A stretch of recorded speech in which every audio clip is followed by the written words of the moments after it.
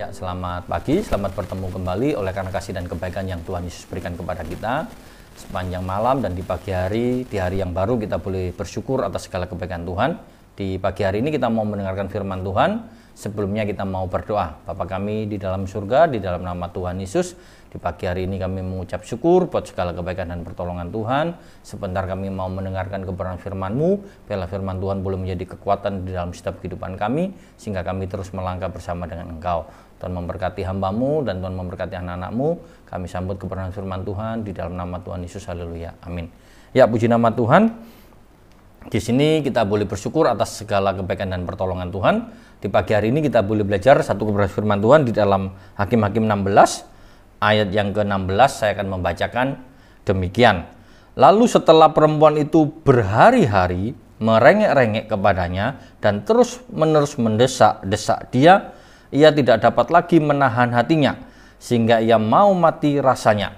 Nah, di sini kita boleh belajar satu kebenaran firman Tuhan tentang kisah tentang Simson. Nah, kalau kita renungkan sejenak, di mana sebelum Simson mati, kita bisa melihat bahwa Simson dekat dengan pencobaan.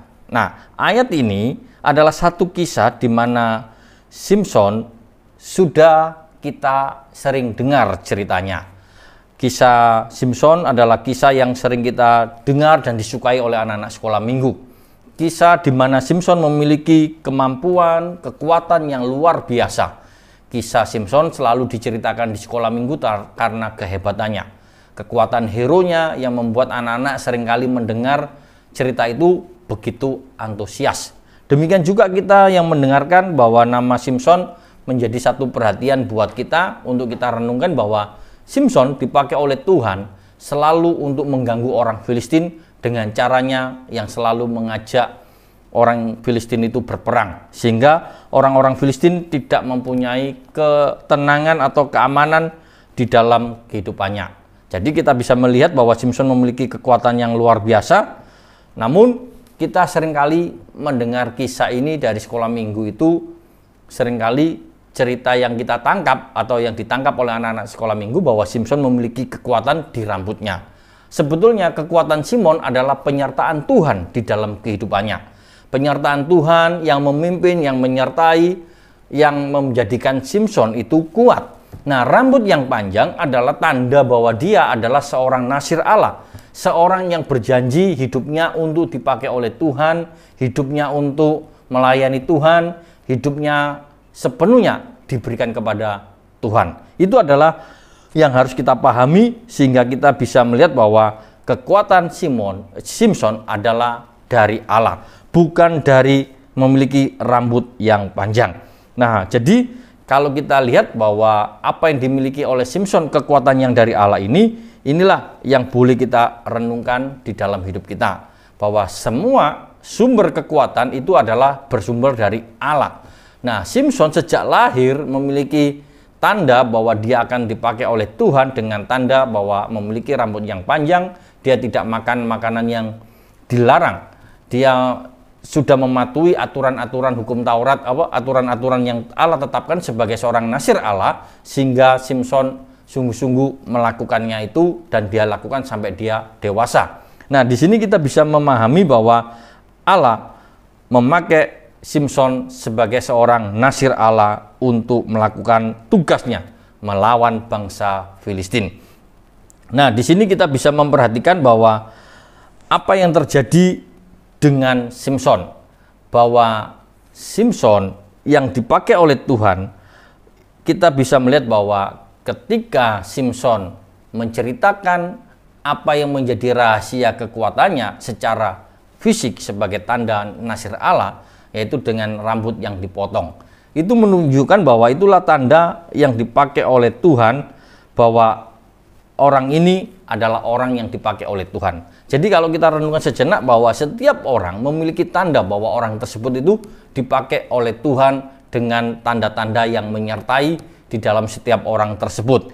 Jadi di sini kita bisa melihat bahwa seorang nasir Allah yang kehilangan kehadiran Allah, itulah yang menyebabkan Simson jatuh di hadapan Tuhan. Karena itu kalau kita lihat bahwa saya memakai judul dekat pencobaan, karena Samson jelas-jelas dekat dengan Delila yang merayu berhari-hari, yang merengek setiap hari, berhari-hari merengek setiap hari, yang membuat Samson mulai berubah. Seringkali kita sudah terjebak dengan situasi kondisi yang tidak mengenakan. Sudah tahu bahwa kita hidup di daerah-daerah atau dekat-dekat atau situasi kondisi yang tidak baik, situasi kondisi yang tidak menguntungkan, namun kita masih tinggal di situ. Pasti kita akan terjatuh. Nah, kalau kita perhatikan ada satu kisah yang saya pernah lihat. Ada seorang anak Tuhan yang selalu hidupnya di kalangan bukan sama-sama orang percaya. Memang setiap hari dia dari kecil sampai dewasa dia tetap setia. Tetapi ketika dia sudah dewasa, hendak dia mau menikah, ternyata dia mencari pasangan hidupnya yang seiman, nggak ada. Akhirnya dia pun meninggalkan Tuhan hanya gara-gara dia ingin mencari pasangan hidup yang ada di daerahnya. Nah, di sini kita boleh belajar bahwa terkadang kita ini bisa jatuh dekat pencobaan karena kita berada di situasi kondisi yang jelas tidak menguntungkan. Seharusnya kita tahu dan kita sadar untuk kita menghindar. Samson harusnya tahu untuk menghindar, namun Samson tidak. Dia justru tetap mempermainkan Delila. Satu hal yang tidak baik dalam arti Samson harusnya berubah dan meninggalkan tempat itu atau meninggalkan Delila, tetapi Samson tidak demikian. Jadi dia pun terbujuk rayu oleh Delila, maka dia menceritakan apa yang menjadi kelemahannya. Sehingga ketika Delila berkata bahwa dia sudah memotong rambutnya, maka kita bisa melihat bahwa disitulah kita tahu bahwa Delila mengatakan orang Filistin menyergap kamu. Nah, di sini kita bisa melihat bahwa dengan mengetahui hal ini, kita bisa melihat bahwa Delila adalah orang yang bisa mempengaruhi Samson. Nah, di sini kita mau melihat bahwa latar belakang yang kita ketahui adalah dari peristiwa ini Samson dan Delila adalah seorang wanita penggoda yang disewa oleh orang Filistin untuk mengganggu Samson, untuk merayu supaya tahu bagaimana cara mengalahkan Samson. Nah, di sini kita bisa melihat bahwa orang Filistin tidak bisa mengalahkan Samson karena sudah berapa kali dikalahkan.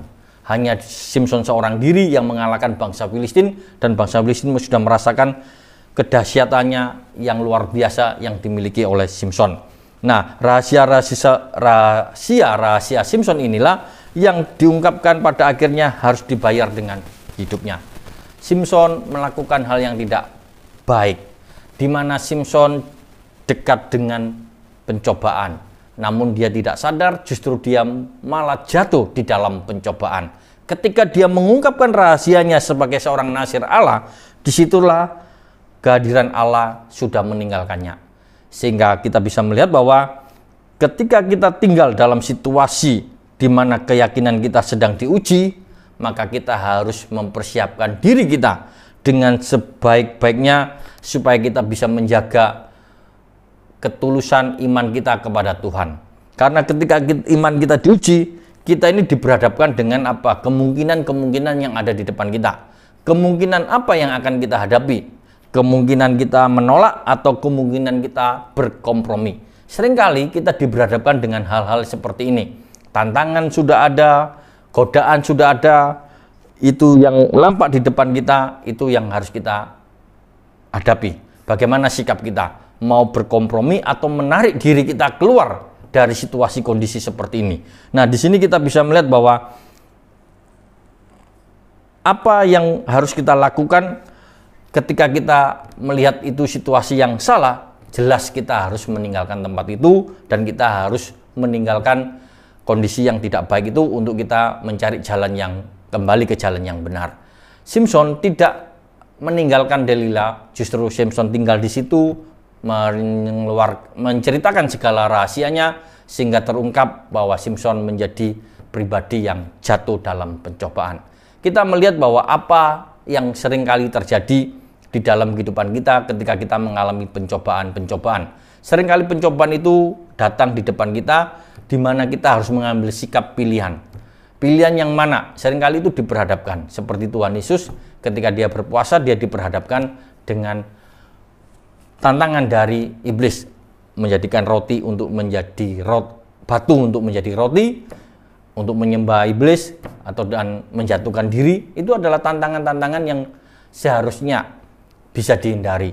Tuhan Yesus mengajarkan kepada kita untuk menghindari satu peristiwa tantangan-tantangan yang menggoda. Namun Simson tidak. Justru Simson tinggal di dalamnya dan mengetahui itu adalah hal yang salah, namun dia tidak meninggalkan sehingga dia harus membayar harga dengan hidupnya. Hidupnya sebagai seorang nasir Allah harus dikorbankan. Dan ini adalah akibat dari ketidaktaatan adalah kebinasaan. Simson tidak taat kepada Tuhan sehingga dia mengalami harga yang harus dibayar, yaitu ketidaktaatan membawa kebinasaan di dalam hidupnya. Di sini kita tahu bahwa Simson meminta sekali lagi, dia berdoa kepada Allah untuk bisa mengalahkan orang Filistin dan membunuh orang Filistin dengan sekuat dan dengan kekuatan yang terakhir. Berarti kalau kita memperhatikan bahwa apa yang dilakukan oleh Simson selama dia hidup, dia membunuh orang, ternyata lebih banyak ketika dia mau mati, membunuh orang Filistin lebih banyak lagi. Nah, di sini kita mau melihat bahwa semakin lama kita tinggal dalam situasi pencobaan, besar kemungkinan kita itu untuk jatuh.